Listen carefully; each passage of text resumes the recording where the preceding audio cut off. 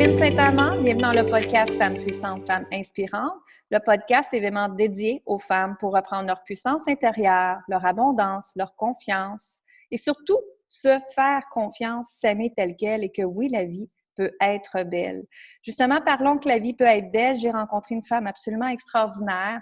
Je la surnomme Madame Génie. Au début, elle n'aimait pas ça quand je disais ça. Mais je vous la présente. Il s'agit de Cindy Boiteux. Et Cindy, elle est conceptrice en pédagogie, en neurosciences, en neurosensoriel, en neurogym tonique, spécialiste en insécurité intérieure. Donc, bienvenue Cindy. Merci Lynne, merci de me recevoir. Ça me fait plaisir, je trouve ça vraiment intéressant. Et on va commencer à parler parce que la planète change énormément. On est dans le fameux coronavirus et on est toutes pris à la maison, on n'a pas le choix. Alors, dans nos pas le choix, on a le choix de revenir à l'écoute de nous-mêmes, hein, parce que la vie, c'est à nous confier à ça. Et en réalité, je parlais avec un autre ami ce matin et elle me disait, à travers l'énergie, elle aussi, puis elle me dit, il aurait pu avoir la guerre. Elle dit, on est chanceuse, on est chanceux, on a juste ça. Hein? Complètement. Et justement, c'est de ce que l'univers veut, c'est de revenir à l'écoute de nous-mêmes et de prendre conscience de plein de choses dans notre vie pour laisser aller, libérer et transcender. Hein? Alors, qu'est-ce que tu en penses, toi, de revenir à l'écoute? Comment, toi, tu reviens à l'écoute? Comment tu conseillerais à nos auditrices de revenir à l'écoute d'eux-mêmes? En fait, revenir à l'écoute, c'est de s'autoriser à revenir avec cette rencontre-là avec soi-même. Hein, je pense que ça, c'est dans un premier temps, autoriser, permettre ce temps-là dans sa journée. Ça peut prendre différentes formes, dépendamment des habitudes qu'on a dans notre vie, etc. Mais ça peut être simplement, bon, il y en a qui vont passer par se donner un temps de méditation, assis à méditer. Il y en a d'autres qui vont méditer en faisant la vaisselle. Ou bon, oui, mais revenir à soi, c'est vraiment de prendre le temps d'écouter. D'écouter ce qui est là. D'écouter ce qui est en dedans. Puis souvent, moi, j'aime bien travailler au niveau des métaphores. On est appelé en ce moment, on a le symbole de l'arc-en-ciel, hein? Ça va bien aller. Oui. Oui, ça va bien aller. Si on regarde la symbolique de l'arc-en-ciel, hein? Un arc-en-ciel, ça vient après la pluie. Mm-hmm.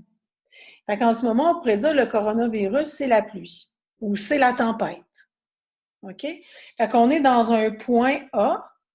Coronavirus va nous faire partir, aller vers le point B qui va symboliser un arc-en-ciel.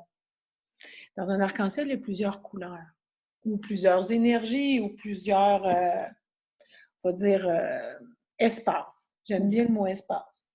Donc, c'est un appel, oui, de revenir à l'écoute et de commencer à voir comment moi, ce que je faisais avant, comment je peux faire une transition vers ce qui serait tellement plus agréable de vivre dans mon quotidien.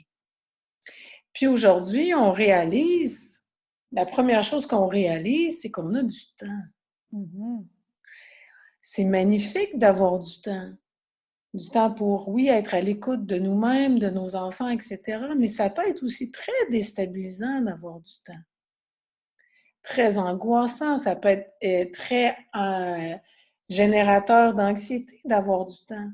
Parce que quand je suis habituée d'avoir un temps qui est organisé par mon travail, par les routines avec mes enfants, revenir vite, vite, les bains, les devoirs, clac, clac, clac, clac, je suis comme un automate. J'arrive dans ma soirée, j'ai 1 heure, je me plug sur Netflix, j'écoute une série, je vais me coucher, puis la vie continue.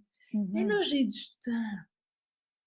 Fait qu'au début, c'est sûr que dans ce temps-là, souvent, ça fait remonter des choses que je voulais bien m'occuper dans ma vie, puis j'ai laissé de côté parce que, bon, j'ai peut-être pas pris ce temps-là. Puis dans ces choses-là, ben, c'est comme un jardin, hein? Il y a des belles fleurs, il y a des mauvaises herbes. Puis des fois aussi, il y a un petit peu de moisissure dans les mauvaises herbes parce que je ne l'ai pas vu passer, parce que la vie allait trop vite. Ce temps-là, être à l'écoute, c'est être à l'écoute de son jardin intérieur. C'est d'aller voir en dedans. Comme faire un bilan comme au 1er janvier. que souvent les gens ont l'habitude de faire. Là, c'est de faire un petit peu un bilan sur plein d'aspects de sa vie. Comment je peux être une personne qui est plus à l'écoute de moi-même? Si c'est trop difficile de commencer avec ça, commençons donc par comment être plus à l'écoute de mes enfants. Comment dans mon quotidien, je pourrais être dans une pleine présence avec ma fille, avec mon gars, pas juste quand ça va bien, même quand ça va mal. De prendre le grand enseignement en ce moment qui nous est offert, on a un enseignement de silence qui est très puissant. Parfois, dans ces moments-là, d'être à l'écoute, c'est aussi d'écouter dans le silence, de recevoir pleinement l'autre, complètement, dans son cœur, sans vouloir changer la situation, corriger, dire ça va bien aller, ça va passer. Non, juste de recevoir ce qui a besoin d'être exprimé. Dans un espace de pleine écoute, plein d'accueil. Puis des fois, la personne, notre enfant, va exprimer quelque chose qui va venir nous déranger, nous bouleverser parce qu'on est dans une dynamique. Moi, j'aime bien avoir l'image de la passoire, tu sais. La passoire, ça a des trous. Je t'accueille, puis ce qui me dérange, je le laisse glisser. Je laisse glisser ça dans les trous de la passoire.